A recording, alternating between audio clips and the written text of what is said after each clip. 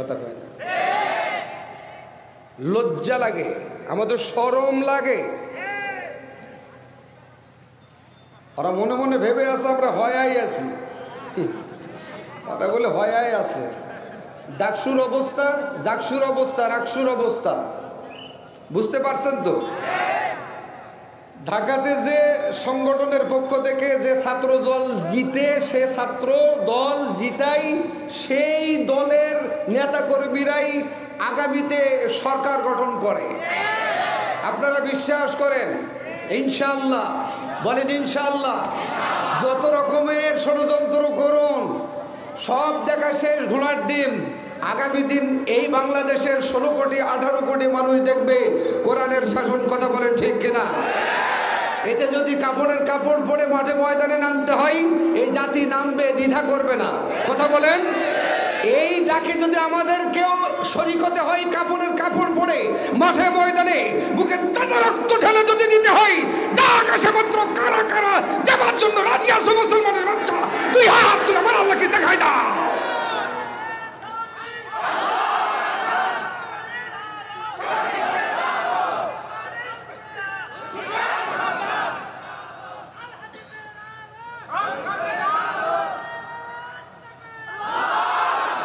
আলহামদুলিল্লাহ।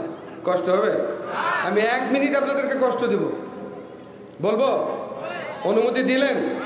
এই একবারে শর্ট করে উঠেন, সবাই দাঁড়ান, দাঁড়ান, 2 হাত করে আগে আসেন, বসেন, খুব তাড়াতাড়ি বসেন, বসেন, একটু জিকির করেন লা ইলাহা, জোরে সুবহানাল্লাহ, আলহামদুলিল্লাহ, লা ইলাহা,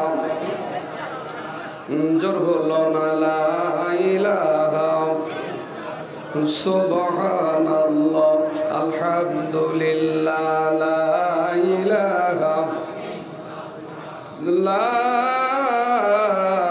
ইলাহা ইল্লাল্লাহু মুহাম্মাদুর রাসূলুল্লাহ সাল্লাল্লাহু আলাইহি ওয়াসাল্লাম। ওই যে ভাইরা যারা দাঁড়িয়ে আছেন, আপনাদের জন্য জায়গার ব্যবস্থা করছি। যদি বসার নিয়ত থাকে বসেন, না থাকলে দয়া করে আমার সামনে থেকে চলে যান। যুগ আই কথা কয় না, আরো জোরে বলেন। মঞ্চ থেকে যদি আমার নাম্বার লাগে তাহলে আপনাদের বিপদ আছে। বাস্তব কথা বলছি, বিগত দিনে আমরা কথা বলছি, ওরা মাউথ পিস কেড়ে নিয়েছে। এই 5 বিবি থেকে আমাদেরকে অনেক সময় পালিয়ে যেতে হয়েছে। আজ কত বড় সাহস বাপের বেটা, আসেন তো, আরো জোরে বলেন। ওরা নাকি পালায় না, আসেন, পালান কি না আজ প্র্যাকটিক্যাল হবে। জোরে কোন? ওরা খেলা হবে, খেলা হতে হতে পালাই গেল। আবার কোন ফ্যাসিস্ট চিন্তা করতেছে চট করে ঢুকবে, চট করে ঢুকবে। ও স্বপ্ন 50 বছর পরে, ওটা জেগে জেগে স্বপ্ন দেখাই হবে। চট করে ঢুকার আর সুযোগ আছে কি? ইনশাল্লাহ নাই। আসুন, মসজিদে নববী তার একটা অংশ এই রঘুনাথপুর মসজিদ। আলহামদুলিল্লাহ, বাংলাদেশের যত মসজিদ আছে সব মসজিদ আলহামদুলিল্লাহ। সেই মসজিদে নববীর ভিতরে নবী সহ নবীর সাহাবারা 25 জন আর একজন 26 জন বসা নবী যে আয়াতে কারিমা তেলাওয়াত করছেন। আল্লাহু আকবার। আমার সাথে একটু তেলাওয়াত করা যাবে নবীর তেলাওয়াতকৃত আয়াত? বলেন, আউযু বিল্লাহি মিনাশ শাইতানির রাজিম,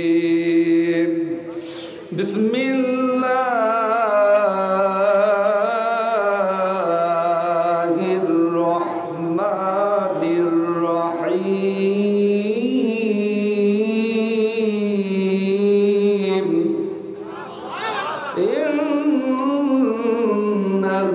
ইন্নাল্লাযীনা ক্বালু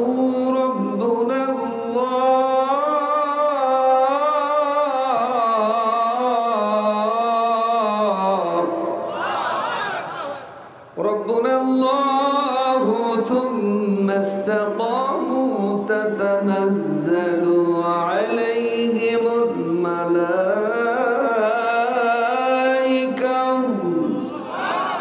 মালাইকাতু আল্লা তাখাফু ওয়া লা তাহজানু ওয়া আবশিরু বিল জান্নাহ ওয়া আবশিরু বিল জান্নাতিল্লাতী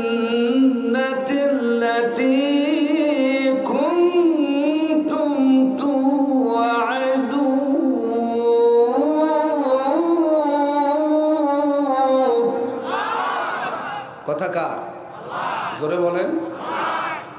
নবীজি সাহাবীদেরকে নিয়ে বসা আয়াতে কারিমা তেলাওয়াত করছেন কোথায়? মসজিদের ভিতরে। সুবহানাল্লাহ বলেন। এখন মসজিদের ভিতরে দার্স দিতে গেলে ওরা মনে মনে ভাবতেছে হুজুরেরা রাজনৈতিক আলোচনা মসজিদে কেন করে? কত বড় মূর্খ হলে এই কথা বলতে পারে? সূরা ফাতিহা পড়তে পারে না, আলেম ওলামার আলোচনা করলে ভুল ধরে। এ পার্টি আছে না নাই? পেশাব করে পানি নিবে, সেটা তো নেয় না। ঢিলা কুলুপ নিবে, নেয় না, ঝাড়া দিয়ে উঠে যায়। ওরা হয় বড় নেতা। নেতা মানে কি? নেতা মানে ইমাম, ইমাম মানে নেতা। আজ ওনারা ফতোয়া দিতেছে মসজিদের ভিতরে কেন কোরআনের দার্স হবে, শুধু নামাজ কালাম এগুলো হবে। ওরা মনে করছে এটাই ইসলাম। অথচ নবী সাল্লাল্লাহু আলাইহি সাল্লাম মসজিদে নববীর ভিতরে সাহাবীদেরকে অস্ত্রের ট্রেনিং দিতেন। কাফেরদের সাথে মোকাবিলা কিভাবে করা যায়, বাতিলের সাথে কিভাবে মোকাবিলা করা যায়, মসজিদের ভিতরে সেই ট্রেনিং এর ব্যবস্থা করেছেন। সেই মসজিদে নববীর ভিতরে বসা নবীজি সাহাবীদেরকে বলছেন, আমি যে আয়াতে কারিমা তেলাওয়াত করেছি এই আয়াতের অর্থ কি তোমরা জানো? এক সাহাবী বললেন, ইয়া রাসূলুল্লাহ,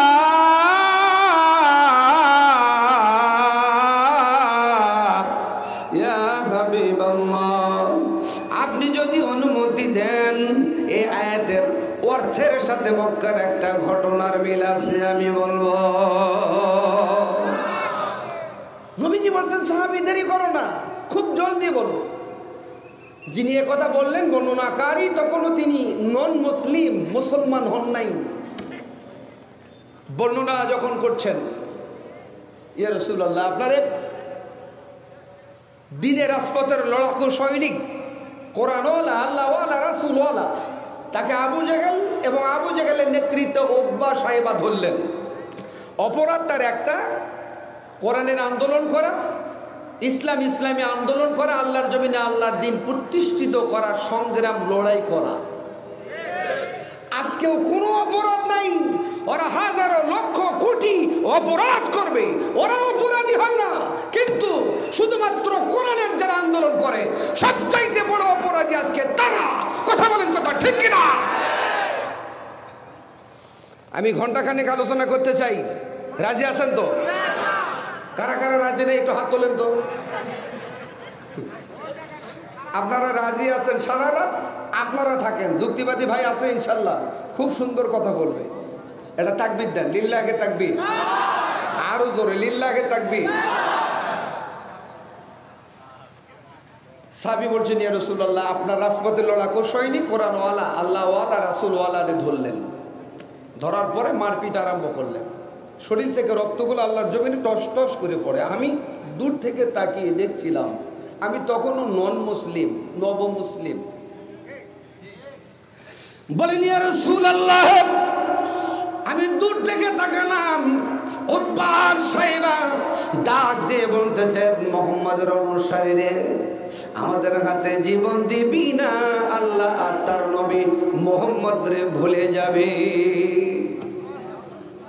বলছেন, আমি জীবন দেব, প্রয়োজন বোধে শহীদ হব, শহীদের মর্যাদা কামনা করি, তামান্না কামনা করি, কিন্তু বাতিল সরকারের কাছে, আবু জেহেলের কাছে মাথা নত ইতিপূর্বেও করি নাই, আজকেও করব না। মৃত্যুর 1 সেকেন্ড জীবিত থাকা পর্যন্ত 1 সেকেন্ড আগেও তাদের কাছে মাথা নত করব না। এমন সিদ্ধান্তের কথা যখন জানিয়ে দিলেন, আবু জেহেল বলছেন, এই ছোট শাস্তি দিয়ে কাজ হবে? লিডার কি করতে হবে? লিডার ডিক্লারেশন দিয়া দিলেন, রে উতবা সাহেবা, মারপিট করে রক্ত শরীর থেকে ঝরিয়ে ইসলামী আন্দোলন বন্ধ করা যাবে না। কি করতে হবে লিডার বলুন? বলতেছেন ফাঁসির মঞ্চ তৈরি করো। এই যে আমরা দেখলাম ফাঁসির মঞ্চের যে কাহিনী, এ ফাঁসির মঞ্চ আজকের নয়, আজ থেকে ১৫০০ বছর পূর্বে। অপরাধ তার কোরআনের আন্দোলন করা, আল্লাহ এবং তার নবীকে মেনে নেওয়া। নিজামী, সাইদি, মুজাহিদ, গোলাম আজম সহ, কামরুজ্জামান কাদের মোল্লা সহ তাদের একটা অপরাধ, শুধুমাত্র কেবলমাত্র কোরআনের আন্দোলন করা। যারা ঠিক বলেন এই তরিকাতে ভেজাল আছে, একটা আওয়াজ দিয়ে কথা বলেন, কথা ঠিক কিনা? ওনারা যদি ফাঁসির মঞ্চে জীবন দিতে দ্বিধা না করে, আমরা ঠিক বলতে কেন দ্বিধা আমাদের অন্তরে আসবে? কথা বলেন, কথা ঠিক কিনা? ওনারা জীবন দিয়েছেন, শহীদ হয়েছেন, শাহাদাতের পেয়ালা পান করেছেন, প্রয়োজন বোধে কোরআনের আন্দোলন করতে গিয়ে আমরাও শহীদ হতে চাই। কথা বলেন, ঠিক কিনা?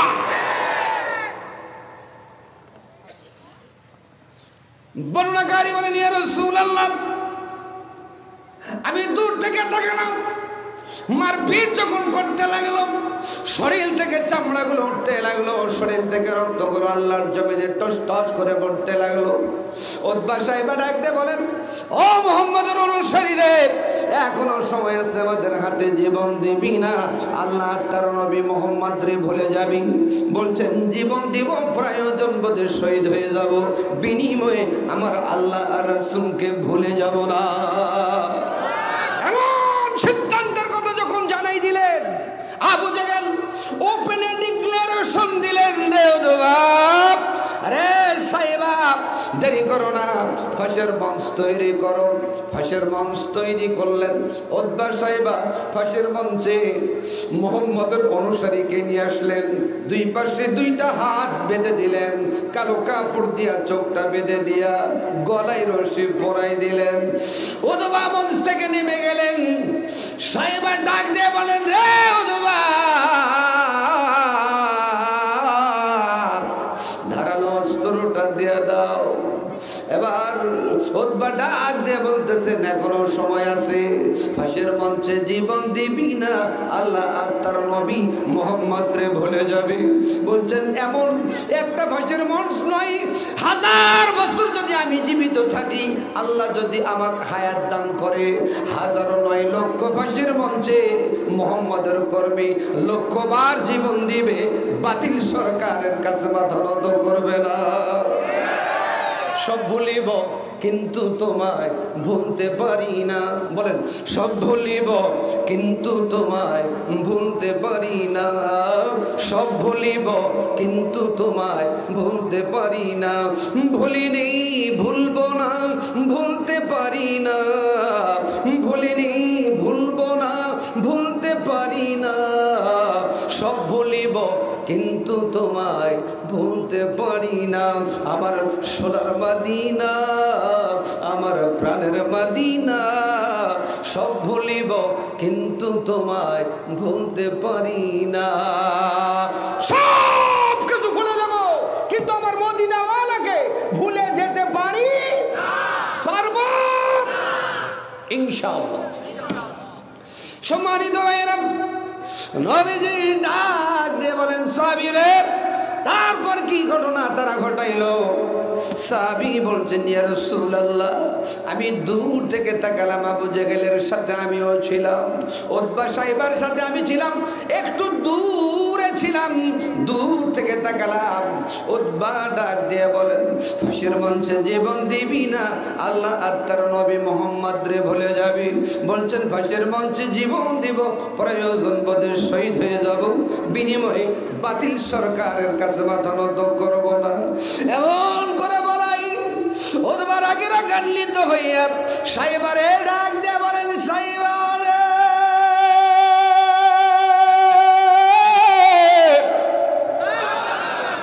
ধারালো অস্ত্রটা নে। ধারালো অস্ত্র নিলেন। বর্ণনাকারী বলেন, ইয়া রাসূলুল্লাহ, আমি দূর থেকে তাকালাম, উতবার হাতে ধারালো অস্ত্র, ডান হাতের বাহুর উপরে এমন একটা কষাঘাত করলেন, কষাঘাত করার সাথে সাথে হাতটা কেটে যখন মঞ্চে পড়ে গেল, থিমকি দিয়া রক্তগুলো বেরোইতে লাগলো। আমি চোখের দিকে তাকাইলাম, মুখের দিকে তখন পর্যন্ত তাকাইলাম, চোখে পানি নেই, মুখে মিষ্টি হাসি দেখছিলাম। নবী কান্দে, নবীর সাহাবারাও কান্দে। আমরা নবীর সাহাবীর কথা শোনার পর চোখে পানি এসে যায়। কথা বলেন ঠিক কিনা? এই জন্য কবি বলেন, নবীজির কথা শুনে, বলেন নবীজির কথা শুনে সবাই কান্দে, কিন্তু নবীর সমাজ গড়ার কাজে যত দ্বন্দ্ব মনে বাজে। নবীজির কথা শুনে, বলেন নবীজির কথা শুনে সবাই কান্দে, কিন্তু নবীর রাষ্ট্র গড়ার কাজে যত দ্বন্দ্ব মনে বাজে। নবীর সমাজ, নবীর রাষ্ট্র গড়ার কথা বললে এক প্রকারের তথাকথিত মুসলিম নামধারী মুনাফিকের বাচ্চারা বলে এখন হুজুরেরা রাজনৈতিক আলোচনা করে। কথা বলেন, কথা ঠিক কিনা? অথচ সূরা ফাতিহা পড়তে পারে না, বুম মারলেও পারে না। হুজুরদের আলোচনা দ্বারা ভুল ধরে চার দোকানের সমালোচনা করে। আমি আমার ভাষায় বলি, এগুলো ফার্স্ট ক্লাস গ্যাজেটেড বেয়াদব। আর এই সমস্ত বেয়াদবদেরকে 16 বছরে থাপ্পড় হয় নাই, বাকি আছে একটা করে থাপ্পড় দিয়ে ইন্ডিয়া ভেদ করে পাকিস্তান পর্যন্ত পৌঁছার দরকার আছে না? কষ্ট হবে? আসছি তখন কয়া যায়। আমি পাঁচ বিবিধ আরো অনেক কয়েক জায়গাত আছি, আজ শুধু ভূমিকা দিয়ে চলে যাচ্ছি। আসবেন তো ইনশাল্লাহ? এই যে নন্দাইল আছে না, ওখানে আছি, আসবেন ইনশাল্লাহ? আসবেন তো ইনশাল্লাহ? সম্মানিত ভাইয়েরা, নবীজি ডাক দিয়ে বলেন সাহাবীরে, তারপরে কি ঘটনা ঘটলো? নবী কান্দে, নবীর সাহাবারাও কান্দে। এবার বলছেন, ইয়া রাসূলুল্লাহ, আমি দূর থেকে তাকালাম, উতবা মঞ্চ থেকে নামলো, সাইবা মঞ্চে উঠে গেল। ডাক দিয়ে বলেন, মুহাম্মদের অনুসারী রে, একটা হাত কেটে দিয়েছি, এখনো একটা হাত, দুইটা পা, জীবনটা জানতা তো ফাঁসির মঞ্চে বেঁচে আছে। বলতেছেন আরো একটা হাত দিব, দুইটা পা দিয়া দিব রে সাইবা, শহীদ হয়ে যাব ফাঁসির মঞ্চে। এরপরেও বাতিল সরকারের কাছে মাথা নত হবে না। এমন ডিক্লারেশন দেওয়াই উতবারে ডাক দিয়ে বলেন, ভাই উতবারে,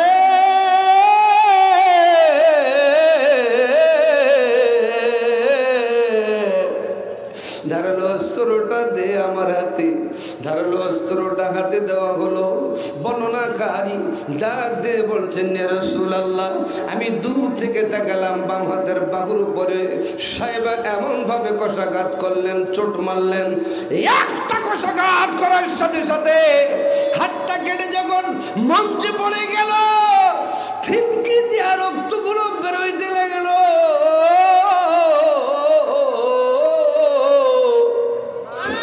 আমি চোখের দিকে তাকাইলাম, মুখের দিকে তাকালাম, তখন পর্যন্ত তার চোখে কোনো পানি নাই, মুখে মিষ্টি হাসি।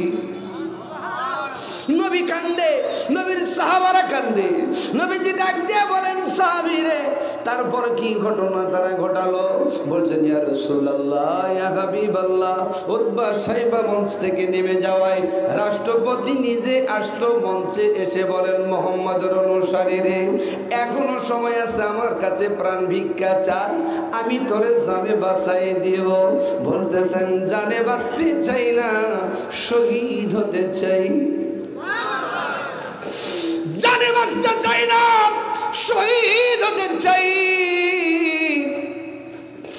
আবু জেহেল রে, তোর কাছে মাথা নত হবে না আমার। এমন ডিক্লারেশন দেওয়ায় আবু জেহেল রাষ্ট্রপতি ডাক দিয়ে বলতেছেন, উতবারে সাইবা, ধারালো অস্ত্রটা দিয়ে দাও। বর্ণনাকারী বলছেন, ইয়া রাসূলুল্লাহ, ইয়া হাবিবাল্লাহ, আমি দূর থেকে তাকালাম, আবু জেহেল হাতে ধারালো অস্ত্র, ফাঁসির মঞ্চে রশি গলায় বসানো, কালো কাপড় দিয়ে মুখটা ঢাকানো,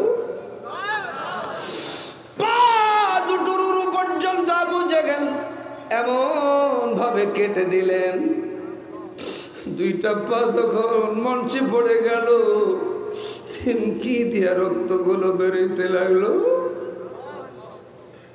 নবী কান্দে, নবী সাহাবারাও কান্দে। কি অপরাধ? একটা অপরাধ কোরআনের আন্দোলন করা, আল্লাহ আর তার নবীকে মেনে নেওয়া। আজও ইসলামী নেতৃবৃন্দর কি অপরাধ? একটা অপরাধ আল্লাহ আর তার নবীকে মেনে নেওয়া। সম্মানিত ভাইয়েরা, গভীর মনোযোগ, বর্ণনাকারী বলেন ইয়া রাসূলুল্লাহ, চোখে কালো কাপড়টা যখন খুলে দেওয়া হলো, পা দুটো যখন মঞ্চে পড়ে গেল, থিমকি দিয়ে রক্তগুলো বেরোতে লাগলো, আমি চোখের দিকে তখন পর্যন্ত তাকালাম, মুখের দিকে তাকালাম, চোখে কোনো পানি নাই, মুখে মিষ্টি হাসি। ইয়া রাসূলুল্লাহ, ইয়া হাবিবাল্লাহ, হাত কেটে দিল, পা কেটে দিল, গলার রশি গলায় এখন কিট কিট করে বসতে আরম্ভ করলো। বর্ণনাকারী কেঁদে কেঁদে বলছেন ইয়া রাসূলুল্লাহ, আমি দূর থেকে তাকালাম, তখন পর্যন্ত তার চোখে কোনো পানি নাই। একটি কথা আমি আমার কান দিয়া শুনলাম, ফুস্তু অরব্বি অরব্বাকুমুল কাবা, ফুস্তু ফুস্তু অরব্বি অরব্বাকুমুল কাবা। কাবা শরীফের মালিকের কসম করে বলি রে আবু জেহেল, রে উদবা, রে সাইবা, আমার গলার রশি গলায় কিট কিট করে বসার আগেই আমার জানটা আমার আল্লাহর জান্নাতে নিয়ে যাওয়া হচ্ছে। বলি ইয়া রাসূলুল্লাহ, এমন কথা যখন শুনলাম, বাপ দাদার ধর্ম ত্যাগ করলাম, সাথে সাথে ওপেনে কালমা পড়ে নিলাম, লা ইলাহা ইল্লাল্লাহু মুহাম্মাদুর রাসূলুল্লাহ, লা ইলাহা লা ইলাহা ইল্লাল্লাহু মুহাম্মাদুর রাসূলুল্লাহ। বলেন ইয়া রাসূলুল্লাহ, কালমা পড়ে মুসলমান হওয়ার পরে আমাকেও তারা ধরলেন, কিন্তু জানে মারলেন না। সবাইকে তো মারবে না, কাউরে মারবে, কাউরে ছাড়বে, বিগত দিনেও আমরা তা দেখেছি। কথা বলেন ঠিক কিনা? সম্মানিত ভাইয়েরা, গভীর মনোযোগ, যিনি বর্ণনা করলেন তার নাম হলো, মুফাসসিরগণ বলছেন সাইদ ইবনে আমের। নাম কি? আরো জোরে বলেন। এই সাইদ ইবনে আমের হযরত ওমরের, আবু বকরের খেলাফতকালে শাসন আমলে তাকে রাষ্ট্রীয় কোনো পদমর্যাদা দেওয়া হয় নাই। অর্ধজাগানের খলিফা, খলিফাতুল মুসলিমিন, আমিরুল মুমিনিন হযরত উমরের জামানাতে এসে তাকে হিমসের গভর্নর, পারস্যর গভর্নর করে দেওয়া হলো।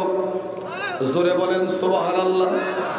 গভর্নর করে দেওয়ায় আমিরুল মুমিনিন বলতেছেন, সাইদ রে, আমি তোমার এলাকায় যাইব, কিন্তু আমাকে কয়েকটা তালিকা দিতে হবে। 1 নম্বর তালিকা হলো বিধবা, 2 নম্বর মিসকিন, 3 নম্বর গরিব, 4 নম্বর হলো ফকির। বলছেন আমিরুল মুমিনিন তাই হবে। গভর্নর কোর্টে পারস্যে পাঠানো হলো অথবা হিমসে পাঠানো হলো।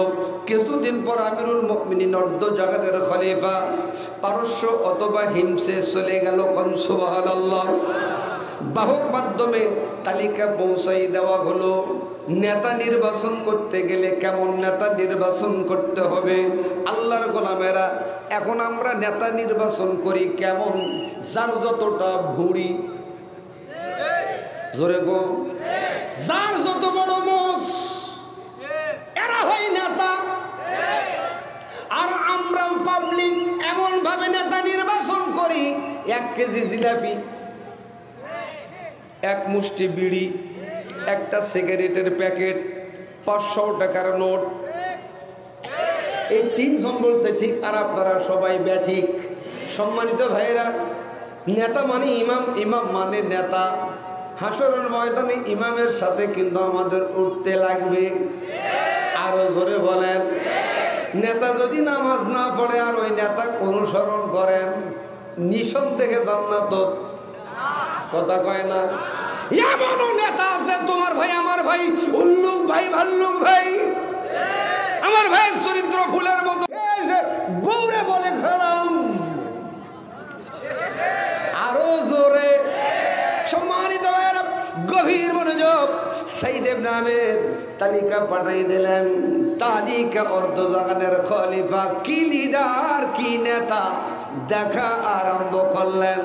ইয়াতিম মিসকিন বিধবা গরিব, গরিবদের তালিকা পড়তে পড়তে দেখতে পাচ্ছেন সাইদ ইবনে আমেরের নাম। সুবহানাল্লাহ বলেন। আমিরুল মুমিনিন পারস্যের জনগণ, হিমসের জনগণকে ডাক দিয়ে বলেন, এই সাইদ ইবনে আমের কে রে? জনগণ ডাক দিয়ে বলেন, আমিরুল মুমিনিন, আপনি যাকে গভর্নর করে পাঠিয়ে দিয়েছেন, নেতা নির্বাচন করে পাঠিয়ে দিয়েছেন, তিনি হলো সাইদ ইবনে আমের। বলছেন উনি কি গরিব হয়েছে? বলছেন গরিব হয়েছে না ধনী হয়েছে আমরা জানি না, আমাদের নেতার বিরুদ্ধে আমাদের তিনটা অভিযোগ আছে। দেখেন, নেতার বিরুদ্ধে অভিযোগ দায়ের করতেছে, আলহামদুলিল্লাহ। আর আমরা যদি নেতার বিরুদ্ধে বিগত 16 বছরে কথা বলেছি, বলে ছোট মুখে বড় কথা, ধর, আমাদেরকে ধরেছে, মেরেছে, মামলা দিয়েছে, হামলা চালিয়েছে, জেলখানায় ভরেছে। কথা বলেন, কথা ঠিক কিনা? তাদের মনোপুত হয় নাই, মাউথ পিস কেন দিয়েছে? আওয়াজ দিয়ে কথা বলেন, কথা ঠিক কিনা? ওরা নাকি পালায় না, পালায় না, তোর মা পর্যন্ত পালাইছে। কথা বলেন, কথা ঠিক কিনা? কষ্ট হচ্ছে? আমার 10টা পর্যন্ত কিন্তু হায়াত না, এই জন্য আমি ছোট্ট ঘটনা ধরেছি। আজকের প্রধান বক্তা নন্দীগ্রাম থেকে এসেছেন, আলহামদুলিল্লাহ বলেন। সম্মানিত ভাইয়েরা, গভীর মনোযোগ। কয়টা অভিযোগ? নেতার বিরুদ্ধে 3টা অভিযোগ। মারহাবা বলেন। বর্তমানে মেম্বারের বিরুদ্ধে কথা বললে বলে আমার বিরুদ্ধে কথা কোষ, থানা যা উচিত বলে, এটা অমুক দলে। এ ঘটনা তো ঘটতেছে, মামলাও দিতেছে, আবার মামলা দিতেছে, টাকাও নিতেছে। বলছে ভাই নামটা কেটে দেওয়া যাবে না? বলছে এখন তো যাবে না, দেখি শেষে যখন চার্জশিট দিবে তখন কাটা যায় কিনা, মানে ও পর্যন্ত খাবে। আরে কথা কয় না। আলহামদুলিল্লাহ। সম্মানিত ভাইরা, 1 নম্বর অভিযোগ, আমিরুল মুমিনিন জনগণকে ডাক দিয়ে বললেন, কি অভিযোগ বলো? বলছেন আমিরুল মুমিনিন, আমাদের 1 নম্বর অভিযোগ, আমাদের নেতা লিডার অফিসে আসতে দেরি করে। সুবহানাল্লাহ বলবেন না? 2 নম্বর অভিযোগ, আমিরুল মুমিনিন, আমাদের নেতা কথা দিয়েছেন মাসের শেষে দিনের বেলা দুপুর বেলা আমাদের সাথে দেখা করবে, কিন্তু আমাদের লিডার, আমাদের নেতা মাসের শেষে আমাদের সঙ্গে দেখা পর্যন্ত করে না। 3 নম্বর অভিযোগ, জরুরি কাজ সারার জন্য যদি বাড়িতে রাত্রের বেলায় ডাক দিবার যাই, দরজায় লক করে দরজা নড়ে, নেতা নড়েও না, জবাবও দেয় না। এমন নেতা মনে হয় আমাদের দেশও নাই। একবার যদি হবার পরে 5 বছরে দেখা পর্যন্ত করে না, এ নেতাও আছে না নাই? এসি গাড়ির ভিতরে ঢুকে এরকম করে হাত দেখায়, পাবলিক মনে করতেছে সালাম দিতেছে, না, তার মানে 1 বছর, 2 বছর, 3 বছর, 4 বছর, 5 বছর দেখা হবে, হয়ও। কিন্তু বাংলাদেশ জামায়াত ইসলামের আমিরে জামাত বলেছেন, আমরা যদি ম্যান্ডেট পাই, জনগণ যদি আমাদেরকে ক্ষমতায় বসায়, আলহামদুলিল্লাহ বলেন। 1 নম্বরে সরকারি কোনো বাড়ি নেওয়া হবে না, 2 নম্বরে সরকারির কোনো গাড়ি নেওয়া হবে না, আলহামদুলিল্লাহ বলেন। যার যা প্রাপ্য ঘরে ঘরে পৌঁছে দেওয়া হবে, আলহামদুলিল্লাহ। বাড়ি যায় কোন, আর জোরে কোন? আমিরুল মুমিনিন খলিফাতুল মুসলিমিন, নেতা লিডার কেমন হতে হয়? আল্লাহর গোলামেরা এবার সাইদ ইবনে আমেরের বিরুদ্ধে অভিযোগ দায়ের করায়। আর লেন্দি করলেন না, লেট করলেন না, বাহক মাধ্যমে সাইদ ইবনে আমেরকে ডাক দেওয়া হলো, বাদী বিবাদীরে কাঠগড়ায় দাঁড় করে দেওয়া হলো। আল্লাহু আকবার। অর্ধজাহানের খলিফা বিচারের এজলাসে চেয়ারে বসা সাইদ ইবনে আমেরকে ডাক দিয়ে বলছেন, সাইদ রে, সঠিক কারণ দর্শাইতে পারলে তোমার চাকরি থাকবে, নইলে তোমার চাকরি থাকবে না। দেখছেন কথা? আর আমরা হাজারো দুর্নীতি করে চ্যাম্পিয়ন, এরপরে আমাদের চাকরি বহাল দবিয়তে, কথা বলেন। কিন্তু মিনিস্টার তাজুলকে আমরা ধন্যবাদ মোবারকবাদ জানাই। ইতিপূর্বে যারা যত রকমের আপনাদের আয়নার ঘর থেকে শুরু করে গুম খুন মানুষ হত্যা করে 16 বছরে প্রমাণ করেছে, পেট কেটে দিয়ে সাগরে নিয়ে যায় সিমেন্টের বস্তা দিয়ে ডুবাই দিয়ে মাছের খাদ্য হিসাবে ফেলাই দিয়েছে। 16 বছরে বিচার হয় নাই, কিন্তু আল্লাহর কসম করে বলি বিচার শুরু হয়েছে। এই বিচারের হাত থেকে অপরাধীরা পার পাবে না, পার পেতে দেওয়া হবে না। রাজি আছেন তো? শুধু মুখে বললে হবে না, আপনাদেরকে ডাক আসতে পারে, খুব অচিরে ইমিডিয়েটলি ডাক আসতে পারে। এই ডাকে জয়পুরহাটের মানুষ, পাঁচবিবির মানুষ রক্ত দিয়ে প্রমাণ করেছে, জীবন দিয়ে প্রমাণ করেছে বাতিলদের বিরুদ্ধে। আরেক পদ্ধতি ডাক আসে, কাপড়ের কাপড় পরে বাতিলদের বিরুদ্ধে রুখে দাঁড়াবার জন্য কারা কারা রাজি আছো? দুই হাত তুলে আরেকবার আল্লাহকে দেখাই দাও।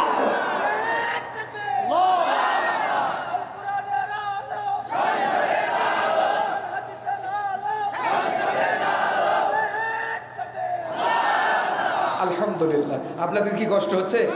আমি আপনাদের কাছে একটু বিদায় নিতে চাই। নেব না? কয়টা অভিযোগ? আরো জোরে বলেন। 1 নম্বর অভিযোগ, অফিসে আসতে দেরি করে। 2 নম্বর অভিযোগ, মাসের শেষে দিনের বেলা দুপুরবেলা দেখা করতে চেয়েও লিডার আমাদের সাথে দেখা করে না। 3 নম্বর অভিযোগ, খুব জরুরি কাজে রাত্রের বেলায় বাড়ির দরজায় লক করলে দরজা নড়ে, কিন্তু নেতা নড়েও না, জবাবও দেয়। আমিরুল মুমিনিন আর দেরি করলেন না, বিলম্ব করলেন না, লেট করলেন না, বাহক মাধ্যমে ডাক দিয়া সাইদ ইবনে আমের সহ হিমিশের জনগণ, পারস্যর জনগণকে কাঠগড়ায় দাঁড় করাই দিলেন। মাঝখানে বসে আছেন চেয়ারে এজলাসে অর্ধজাহানের খলিফা, খলিফাতুল মুমিনিন আমিরুল মুমিনিন হযরত ওমর ডাক দিয়ে বলেন, সাইদ রে, তোমার বিরুদ্ধে 3টা অভিযোগ দায়ের করা হয়েছে। সঠিকভাবে কারণ দর্শাইতে যদি পারো তোমার চাকরি থাকবে, নইলে তোমার চাকরি থাকবে না। হুজুর, আমি কি জানতে পারি আমার বিরুদ্ধে আনিত অভিযোগ কি? বলছেন, 1 নম্বর অভিযোগ, অফিসে আসতে দেরি করো। 2 নম্বর অভিযোগ, মাসের শেষে দিনের বেলা দুপুরবেলা দেখা করতে চেয়েও তুমি দেখা পর্যন্ত করো না। 3 নম্বর অভিযোগ, রাত্রের বেলায় জরুরি কাগজপত্র সাইন সিগনেচার নেবার জন্য যখন ডাক দেয় জনগণ, দরজা লক করলে দরজা নড়ে, তুমি জবাব দাও না। কথাগুলো কি সঠিক? এক বাক্যে লিডার নেতা বললেন, সাইদ ইবনে আমের, হুজুর, আমার বিরুদ্ধে আনিত অভিযোগ একটাও মিথ্যা না। কি নেতা! আর আমরা এই দেশের টাকা হুন্ডির মাধ্যমে পার করে বিদেশে বেগমপাড়ায় বাড়ি বানাইলাম, ধরা পড়লো, তারপরেও স্বীকার করলাম না। কথা বলেন, কথা ঠিক কিনা? আল্লাহর কসম করে বলি, বিগত 16 বছর আমরা এভাবেই কথা বলেছি। যারা হুন্ডির মাধ্যমে টাকা পার করেছেন, বেগমপাড়ায় বাড়ি করেছেন, ওই হুন্ডির টাকাও ফেরত আসবে, আপনাদেরকেও ফেরত নিয়ে আসে 18 কোটি মুসলমানের বাংলাদেশে অবশ্যই আপনাদেরও বিচার করা হবে। শুরু যখন হয়েছে, শেষ আমরাই করব। অতীতেও আমরা ছিলাম, আমরা আছি, শেষ পর্যন্ত আমরা থাকবো ইনশাআল্লাহ। আমিরুল মুমিনিন, আমার বিরুদ্ধে আনিত অভিযোগ একটাও মিথ্যা নয়। সঠিক কারণ দর্শাইতে বলেছেন, নইলে চাকরি থাকবে না। বলতাম না, বলতে বাধ্য হলাম। যদি না বলি জনগণ মনে মনে ধারণা করবে লিডার নেতা মনে হয় এমনই। আমিরুল মুমিনিন, আমি অফিসে আসতে দেরি করি এই জন্য যে আল্লাহু আকবার, কেমন লিডার, কেমন নেতা আগামী দিন সিল সাপোর্ট দিয়ে তৈরি করতে হবে। মারহাবা বলেন। আমিরুল মুমিনিন খলিফাতুল মুসলিমিন, বলতাম না, বলতে বাধ্য হলাম। অফিসে আসতে দেরি হওয়ার পিছনে কারণ আমি গভর্নর, আমার টাকার অভাব নাই, এ টাকা আমার নয়, এ টাকা জনগণের, পাবলিকের। আর আমাদের গভর্নর, আমাদের নেতারা নিজের মনে করে খাইছে, এখন আর গলা দিয়ে ভিতরে ঢোকে না। শুরু হয়েছে বিচার, বিচার শুরু হয়েছে পার আমিরুল মুমিনিন খলিফাতুল মুসলিমিন। বলতাম না, বলতে বাধ্য হলাম, আমার স্ত্রী অসুস্থ, আমার ছোট্ট দুইটা ছেলে, তাদের রান্না বান্না নিজ হাতে করি, সংসারের যাবতীয় কাজকর্ম আমি নিজ হাতে করি, স্ত্রীর সেবা যত্ন করি, ছেলেগুলোকে গোসল দেওয়াই, স্কুলে পাঠাই, আমিরুল মুমিনিন সংসারের যাবতীয় কাজকর্ম করায়। আমার একটু লেট হয়ে যায়, দেরি হয়ে যায় অফিসে আসতে। আমিরুল মুমিনিন কথা শুনতে পেয়ে আল্লাহর দরবারে শুকরিয়া আদায় করে বলে, আল্লাহ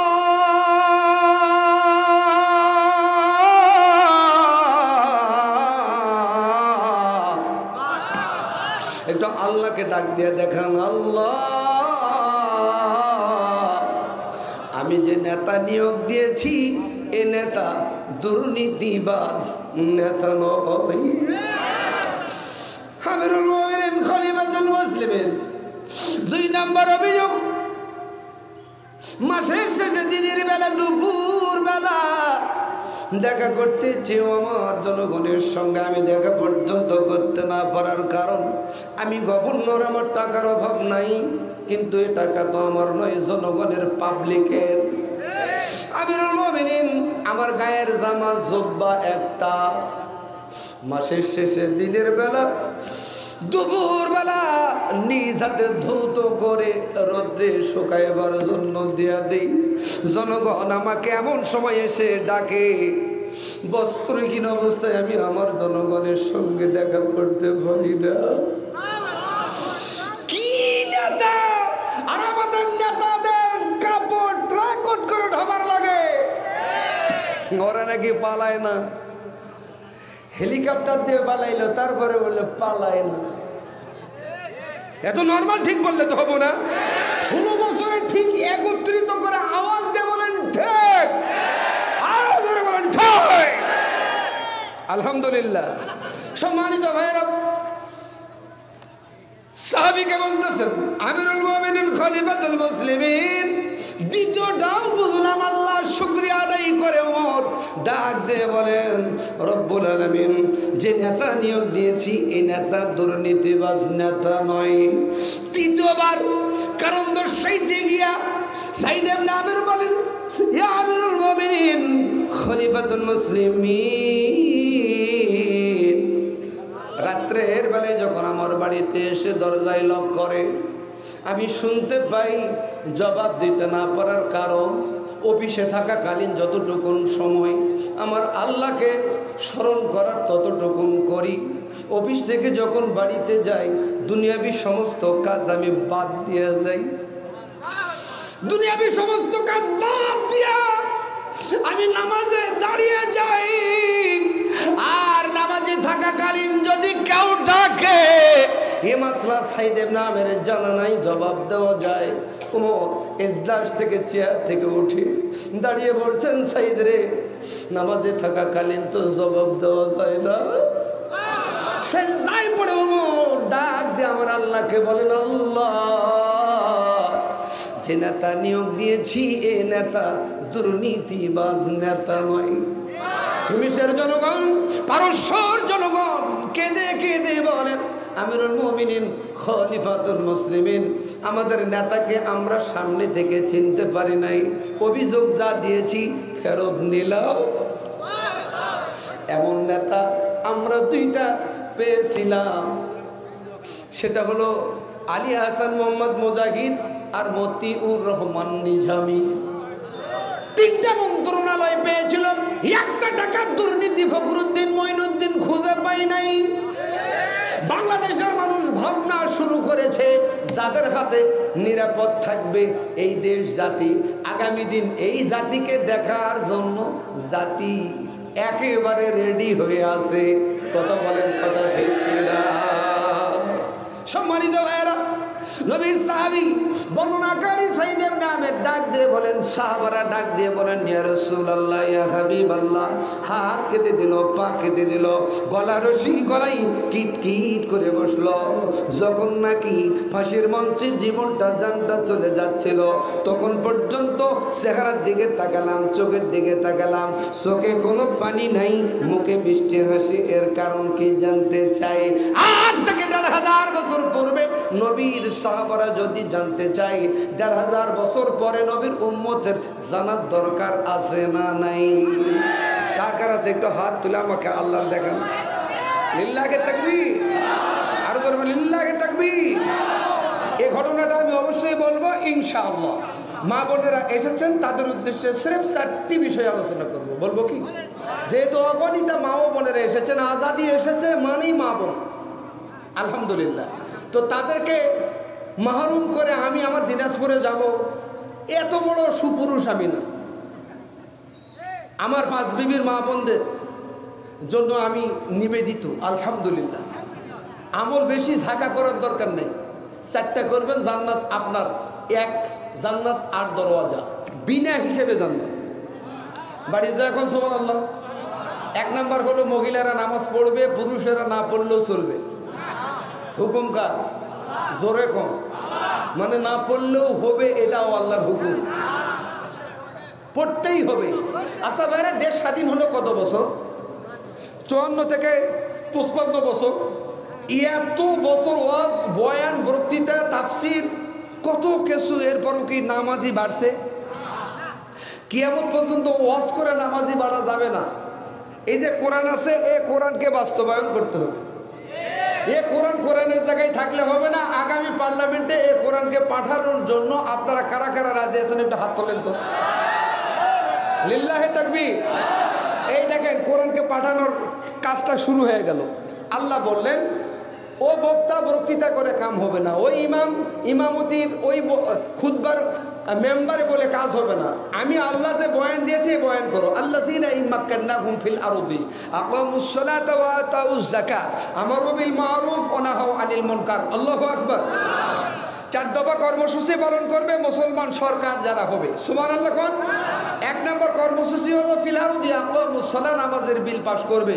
54-55 বছর কত সরকার আলো গেল, কোন সরকারটা নামাজের বিল পাস করলো? কেউ করে নাই। আগামী দিন করবে এমন সরকারকে পার্লামেন্টে পাঠাইতে হবে। রাজি আছেন? আরো জোরে বলেন, রাজি আছেন? আল্লাহ কবুল করুন। শুধু বলবেন র‍্যাব, পুলিশ, বিজিবি, সেনাবাহিনী। জি স্যার, 68,000 গ্রাম বাংলায় মুসলমান বসবাস করে। আজান হবে, মসজিদে যাবে না, পাঁচাই 10টা বাড়ি 10,000 টাকা জরিমানা, 3 মাস জেল। এই ফতোয়া যদি আগামী সরকার বলে, বলেন তো মুসলমান বাড়ি থাকবে না, মসজিদ ভরে যাবে। আর আমি বলতেছি, এখন পোষালে পড়ছেন না, পোষালে পড়ছেন না। ওয়াজ করে বয়ান করে নামাজি বাড়া যায়, তাহলে নামাজের বিল পাস করবে সরকার। এরপরে নামাজের বিল পাস করেই শেষ করবেন না, ওয়া আতাউজ যাকাত, যাকাত আদায় করবে রাষ্ট্রীয়ভাবে। বাংলাদেশে হাজার হাজার কোটি কোটি টাকা যাকাত দেনেওয়ালা মানুষ আছে, ঠিক কিনা? যাকাত দেয় না এমন মানুষ যারা আছে তাদেরকে বলবেন র‍্যাব, জি স্যার, 5-10টা বাড়ি 10,000 টাকা জরিমানা, 3 মাস জেল। সাইবুল রে, তোর বাবা মারা গেছে, স্বপ্ন যুগে তো বলে দিবে। জি সাইবুল রে, তোর বাবা মারা গেছে, স্বপ্ন যুগে তোরে বলবে, সাইবুল যাকাতটা ইসলামী সরকারের হাতে আগে উঠাই দে। তা হয় না? আমারু বিল মারুফ, ভালো কাজের আদেশ করবে, ওয়া নাহাউ আনিল মুনকার, সৎ কাজ থেকে বিরত রাখবে। এই 4 দফা কর্মসূচি বাস্তবায়ন করবে ইসলামী সরকার। আরো জোরে বলে। সম্মানিত ভাইয়েরা, গভীর মনোযোগ। 1 নম্বর হলো মহিলারা নামাজ পড়বে, পুরুষেরাও পড়বে। এই হুকুম কার? কিন্তু আমার দেশের যুবকেরা 5 ওয়াক্ত না পড়লেও 3 ওয়াক্ত কাজা করে না, 2 ঈদ আর শুক্রবার। এ পার্টিও আছে না নাই? 2 ঈদ আর শুক্রবার। আচ্ছা বলেন, 5 ওয়াক্ত নামাজ না পড়লে হবে? কার হুকুম? আজকে বয়ান সফল হবে, সার্থক হবে, সভাপতি সার্থক হবে, সফল হবে যদি আজকে বিগত দিনে যারা নামাজ পড়েন সিদ্ধান্ত নিতে পারেন যে আল্লাহ যতদিন বেঁচে রাখবে আজকের এই মাহফিলের ময়দান থেকে এক ওয়াক্ত নামাজ কাজা করব না, এমন সিদ্ধান্ত যদি কোনো মুসলমান আজকে নিতে পারে অতীতের জীবনের গুনাহ আল্লাহ মাফ করে দেবে। নিতে পারেন কি? বলে নিতে পারেন কি? আল্লাহ কবুল করুন। তাহলে 5 ওয়াক্ত নামাজ হুকুম কার? আমার দেশের মা বোনেরা 5 ওয়াক্ত নামাজ পড়ে ঠিক, কিন্তু জোহরের নামাজ আসরের একটু আগে, এটা দুঃখজনক। আউয়াল ওয়াক্তে সঠিক টাইমে নির্দিষ্ট সময়ে নামাজ পড়ে নেবেন। 2 নম্বর হলো রমজান মাসে রোজা মহিলারা করবে, পুরুষেরা না করলেও চলবে, হুকুম কার? কিন্তু আমার দেশের যুবকেরা রমজান মাস আসলে হুজুর একটা মশলা দেন, শুকনা জিনিস খেয়ে রোজা হবে কিনা, তার মানে ও হারামি বিড়ি খাবে। এই বিড়ি, গাঁজা, মদ, আফিম, আইশ, হিরোইনের বিরুদ্ধে কমল হয়েছে। ডক্টর ইউনূস যদি আগামীকাল বলে র্যাব জি স্যার, যারা তামাকের ফ্যাক্টরি দিবে 1000 কোটি টাকা জরিমানা, মৃত্যুকালে দণ্ডিত দেওয়ার ঘোষণা দেওয়া হলো, খোদার কসম বাংলাদেশে তামাকওয়ালা খুঁজে পাওয়া যাবে? দায়িত্ব কার? বক্তার না সরকারের? তাহলে এমন সরকার আগামী দিন আমরা দেখবো।